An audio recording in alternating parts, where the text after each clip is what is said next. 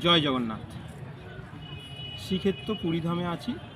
শ্রীক্ষেত্র পুরীধাম থেকে আজকে একটু আমার অনেক যারা বলেছিলেন যে কিছু ভিডিও করতে বা ভিডিও কিছু বলতে, উপস্থাপন করতে, সেই হিসাবসেই কিছু বলবো।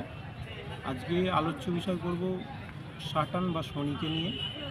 শনি হচ্ছে ধর্মের প্ল্যানেট এবং অনেকে এনাকে খুব কঠোর, বা আজকের বক্তব্য যে শনির 7.5 পিরিয়ডে আপনি কী করবেন। বর্তমান এখন পর্যায়ে বা পর্যালোচনায় এখন শনি কুম্ভ রাশিতে গোচর করছে এবং কুম্ভ রাশিতে গোচর করায় এখন বর্তমানে মকর রাশি, কুম্ভ এবং মীন রাশির 7.5 চলছে।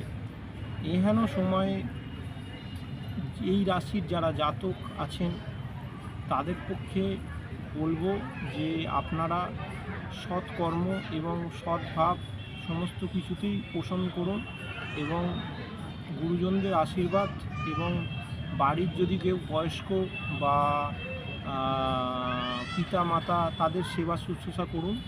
কারণ শনির 7.5 পিরিয়ডে আমার দেখা প্রবলেমটা বাড়ির ওপর থেকে আসে, সাধারণ আত্মীয় পরিজন বর্গ ইত্যাদি তাদের থেকে হেল্পলেসটাও চলে যায়। কিন্তু এই সময় আমাদের উচিত নিজের পিতামাতা বা নিজের বাড়িতে যে বৃদ্ধ ব্যক্তি যারা আছে তাদের সেবা শুশ্রূষা নিয়ে, ঠিক আছে, বা সেবা শুশ্রূষা দিয়ে এহেন কর্ম যদি আপনি করেন, সেক্ষেত্রে আপনার শনিদেব কিন্তু আপনার উপর সন্তুষ্ট থাকবে, অবশ্যই সন্তুষ্ট থাকবে।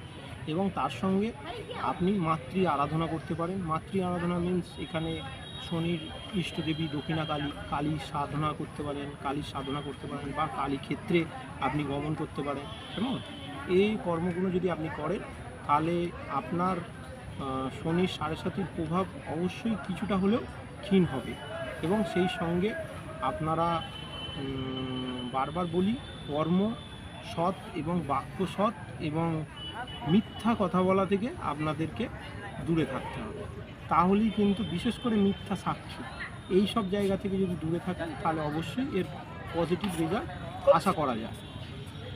জয় জগন্নাথ।